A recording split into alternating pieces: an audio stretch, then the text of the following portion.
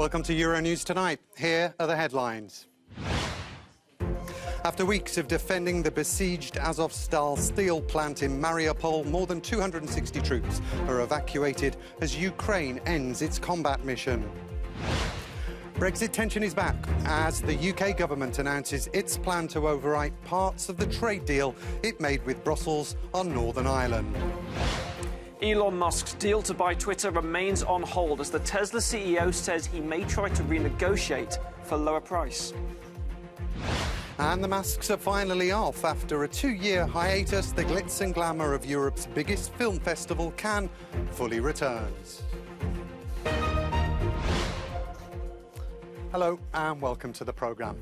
After weeks of intense fighting, hundreds of Ukrainian troops have put down their arms and left the besieged Azovstal steel plant in Mariupol.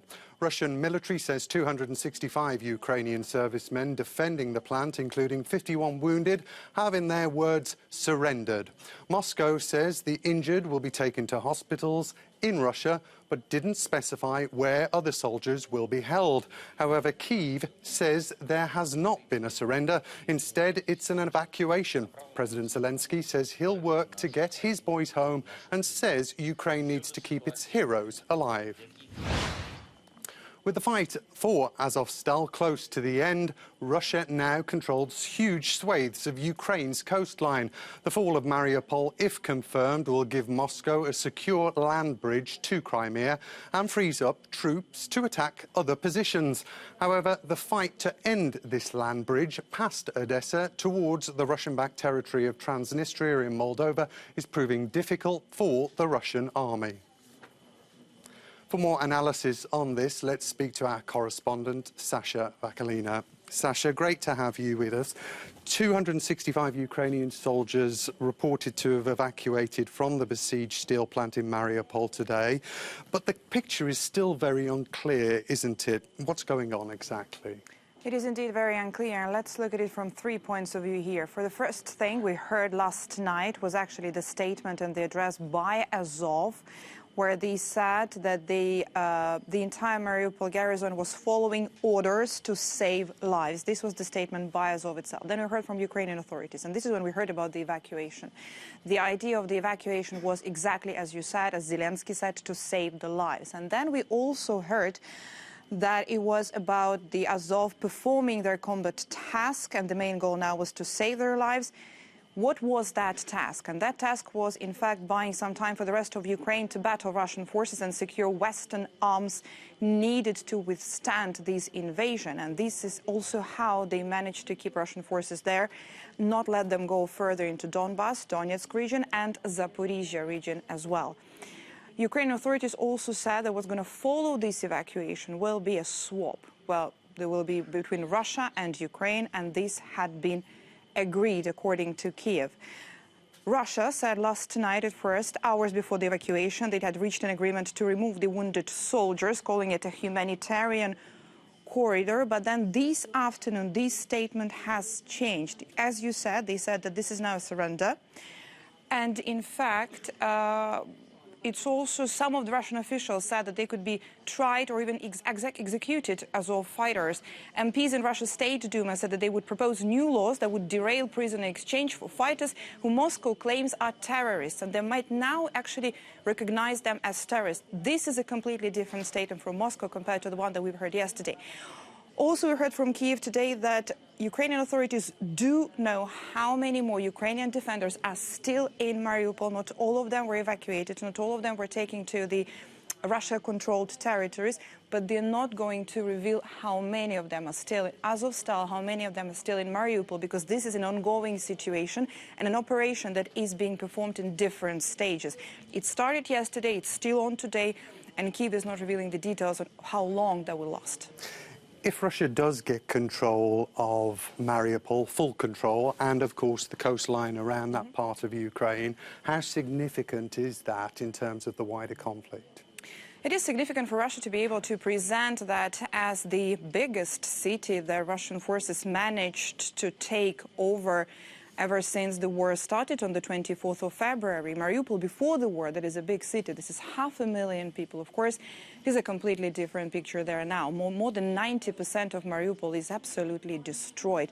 There are still civilians who stay there, but these are the civilians that for weeks and months did not receive any humanitarian aid, because, mind you, the humanitarian corridors did not work for Mariupol, which means not only about the evacuation of the civilians, but also about delivering them things like food, water, medical supplies. People there stayed without all of that, without the heating, without water, in the really very complicated conditions, and they are still there. Yes, indeed, for Russia that would be the opportunity to say that ever since the invasion, they did manage to get over, to take Mariupol over as the only, for the moment, big city, that they would manage to do so. And yet again, we still don't know how many Ukrainian defenders are there.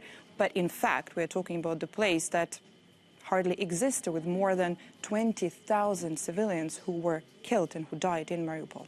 Indeed, Sasha. Thank you so much for that analysis. In the south, the Ukrainian army are battling hard against Russian forces aiming to push westward. Let's bring in our international correspondent, Annalise Borges, who's in the front-line city of Mykolaiv for us. Annalise, great to see you. You've been close to the front line today. Tell us what you saw and what you heard. Well, we got to witness the intensity of the battle for Kherson, a fight that is being fought village by village and destroying virtually everything along its way. We got to see civilian infrastructure completely destroyed. We entered a school that was shelled earlier in the conflict. We also saw dozens of homes completely damaged by the fighting, and we got to meet civilians, people stuck in those villages, now completely dependent on exterior help to survive. And also, we got to speak to those risking their lives to provide that lifeline. Yes, we give them aid often. We were here yesterday, on the 4th of May, on the 16th, to all families. Yes. When we have some products, we give it to them immediately. Pasta and sandwiches. We will show you right now. Without this, we would eat what we grow in our houses, potatoes, pickles. All the shops are closed. We can't even buy bread. Thank God that they give something to us. The fact is that they believe in Ukraine and they stand together. If they leave the village, things will be much more difficult. And Annalise, how are Ukraine's war efforts going on in the south? Are troops making ground like they are in other parts of the country? Well, it's difficult to say, Paul, because officials here in the south are not communicating the same kinds of gains we're hearing from the northern and eastern fronts across Ukraine. But we do understand that they are able to stand ground. At least that is the line, the official line of communication. But we also know that things are not easy for these troops over here. We attempted to get to the line of contact earlier today and we were turned around. Soldiers simply could not deal with us. They were under heavy bombardment. Ukrainian soldiers told us that Russians are using everything in their disposal. They're using tanks, artillery, rifles, but also cluster bombs, which are, of course, banned under international law. We also know that these officials, Ukrainian troops, but also Ukrainian officials have been adamant that the Russian side keeps aiming very far away from the line of contact, from the front line, and trying to destroy civilian infrastructure, like, for example, this power station that they targeted just a couple of days ago. And as you can see, they missed it by just a few meters, hitting this spot instead. Annalise, thank you for that. The UK government has confirmed it plans to scrap parts of the Northern Ireland Protocol put in place as part of the post-Brexit trade agreement. Foreign Secretary Liz Truss told MPs that the Brexit trade agreement was straining relations between London and Belfast. She claimed that all parties in Northern Ireland agree that the protocol is flawed. The Democratic Unionist Party have refused to form a government with Sinn Féin over its concerns about the deal. Experts fear this move could trigger a trade war with the EU. The Belfast Good Friday Agreement is under strain, and regrettably, the Northern Ireland Executive has not been fully functioning since early February. This is because the Northern Ireland Protocol does not have the support necessary in one part of the community in Northern Ireland. I would also note that all of Northern Ireland's political parties agree on the need for changes to the protocol. For more on this, we can cross over to our correspondent, Effie Kutsakosta, who is in Brussels for us. Effie, how has Brussels reacted to this move by the UK? The EU has clearly said that it would need to respond with all measures it has at its disposal in case the United Kingdom decides to move ahead unilaterally with this bill disapplying the substantial elements of the protocol. It has warned before that renegotiating the Northern Ireland Protocol is out of the question, and it remained at its position. But of course, on the other hand, the EU Commission said that it stands ready to discuss other options in the context of the protocol in order to facilitate the flow of goods in Northern Ireland and benefit the people and businesses there. But of course, it makes it clear that if the United Kingdom makes any unilateral decision and goes on with this bill, there will be severe and serious consequences. Boris Johnson has said in his own words that he wants to fix the Northern Ireland Protocol, but Brussels says there's nothing to fix. Is there a solution to all this? Yes, what is Brussels saying actually is that there is an agreement and it cannot change because one part of it just decided that it cannot work. It is a matter of respect, credibility and trust. And of course, this protocol is a part of the withdrawal agreement, they say, an integral part. So, of course, there is room for finding solutions. The EU Commission set out last October a package of proposals, including a reduction of checks on goods which arrive in Northern Ireland, or passing legislation which would allow trade of medicines between the United Kingdom and Northern Ireland and other stuff, but it was rejected by the United Kingdom. Of course, what they are saying, they are ready to discuss further options, but only in the context of the text already agreed. And despite the fact that an EU source that I spoke to earlier told me that it is far too early to detail what kind of response the EU would give in case that the EU breaches the protocol, it is sure that any breach, any unilateral move would really risk potentially kickstart of a trade war. And what is certain is that the tension between the EU and the United Kingdom is very, very high again. Effie, thank you so much for that update. Effie Kutsakosta there. Stay with us. We've got much more coming up after this short break.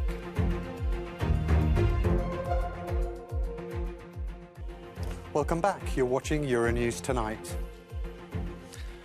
Lebanon's Hezbollah movement and its allies have lost their parliamentary majority following elections on Sunday. However, an investigation by the EU has cast doubt over the legitimacy of the vote, with reports of violent clashes in some parts of the country. Shona Murray reports from Beirut. An EU election observer mission to Lebanon has reported widespread interference of the ballot, including voter intimidation, poorly trained polling staff and a heavy presence of political party agents, which the mission says amounts to intrusive behaviour. In a preliminary statement, the EU concludes that the secrecy of the ballot in the election was not always guaranteed. On the presence of party agents, indeed, they were overwhelmingly present, and their role was somehow disproportionate and quite often affected the secrecy of vote. So it is irregularity, and it does have a a serious impact, I would say, on the integrity of the vote. Vote buying with cash and household items at a time when Lebanese citizens are particularly vulnerable was also reported. The vote buying and clientelistics practices which were observed but also reported to our observers from the credible sources. In the context of the financial crisis, the role of money, the role of financial resources in this electoral process do have a direct impact on the voters' choice. While the atmosphere was calm in most areas, violence and tensions occurred in several places. We've seen cases of beatings of the other side. Opposing candidates have been attacked. They've been intimidated. We've seen representatives of these candidates in voting centres also being intimidated, attacked. The role of the EU observers is to watch the election operation from the preparation to the movement of ballots, to polling stations and the counting of votes at tabulation centres. When we meet with candidates, we talk to them about how the campaign is going, what kind of strategies or methods they use in order to reach out to the voters, if they feel that they're able to campaign freely. We also talk to the electoral administration to see how the preparations are going. When we talk to the media, if they're able to report freely. The Lebanese government has not yet responded to the report. Shona Murray, Euronews, Beirut. Now, the glitz and glamour is returning to Cannes for the 75th Film Festival. The world's leading cinema gathering is ready to party after the pandemic put paid to the event for 2 years. Oscar winner Forrest Whitaker is the first guest of honour, and a French zombie comedy will kick off proceedings. Joining me in the studio is David Moricond, who is a film editor at the Ex-Berliner, to tell us more. David, great to have you in the studio. Cannes is back. The masks are off. What can we expect this year? Well, we can expect quite a canny mix of art house fare by returning Cannes laureates, but also some more mainstream crowd pleasers like the Top Gun sequel, Baz Luhrmann's Elvis Presley biopic, and also David Cronenberg's Crimes of the Future, which is a return to his beloved genre of body horror. And the Canadian director has even said that he expects a lot of walkouts due to the graphic content of the film, so that's something to look forward to. But within this impressive lineup, early reports suggest, because of the president of the jury this year, French actor Vincent Lindon, he stated that he is a fan and a great defender of socio-political cinema. So potentially this year's Palme d'Or winner might be a very politically active film. Clearly a promising lineup of films, but not everything has gone according to plan, has it, for the organisers? Not quite, no. There are several topics dominating the conversation. The fear that this might be a super spreader event, considering that masks are no longer mandatory. The online ticketing system crashed yesterday, but the main issue is that 10 days ago, the festival announced that it was barring all Russian journalists over the war in Ukraine. Now, the festival had previously said that it was banning festival film delegations, but now the implication is that all journalists with a declined accreditation, even if their publications are not have no ties to the Russian government, are still representatives of the country and the horrors of the war. Now, Cannes hasn't stated so far whether there are any accredited members, but early reports suggest that it is a blanket ban.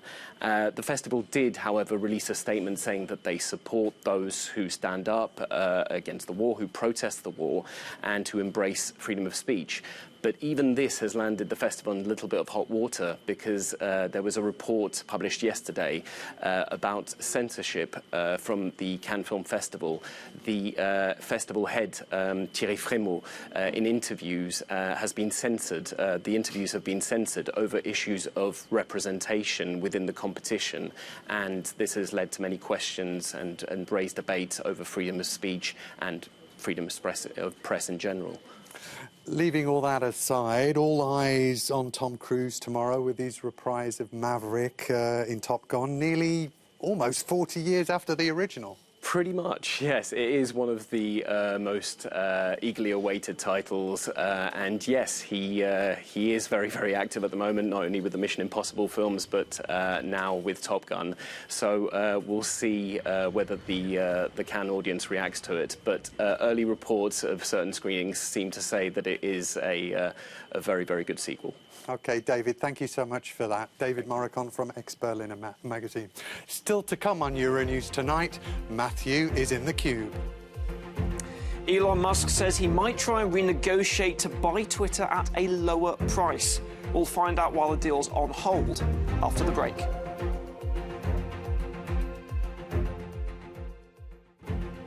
Welcome back to the programme. Now, it's exactly 3 weeks since Twitter said it had reached an agreement with billionaire Elon Musk to buy the company for more than 40 billion euros. But now that deal is on hold amid reports that Musk wants to pay less. And it's all related to fake online accounts. Matthew in the cube has more. Paul, as you say, Elon Musk's protracted bid to buy Twitter has taken another turn. The CEO of Tesla and SpaceX now says that he might want to renegotiate and pay a lower price for the social media platform than the huge 41 billion euros he originally agreed. This after, on Friday, Elon Musk used Twitter to say that the deal was temporarily on hold. This is all down to the number of fake or spam accounts that there are on Twitter and what proportion they make up of the platform's user base. This is something that Musk himself wants to crack down on. He suspects that more than 20% of Twitter users are fake. That's significantly higher than the 5% that Twitter officially estimates. And the CEO of the company, Parag Agrawal, has himself taken to Twitter to respond to Musk's criticism, saying that that figure of 5% is accurate. However, Musk's response, a simple emoji that generated 50,000 likes, well, that really says it all. Speaking to a conference on Monday, Elon Musk says that he wants more transparency and proof from Twitter about the number of fake accounts, saying you can't pay the same price for something that was much worse than originally claimed. And this comments, they certainly had an effect on Twitter's stock. Now, of course, it's worth noting that both Elon Musk and Twitter themselves say they are still committed to this acquisition. But undoubtedly, these reports and these online tempered fraying, you can see that this has undoubtedly created speculation that the billionaire Paul either wants to renegotiate the deal to buy Twitter or that he might even want to walk away completely. Interesting stuff, Matthew. Thank you.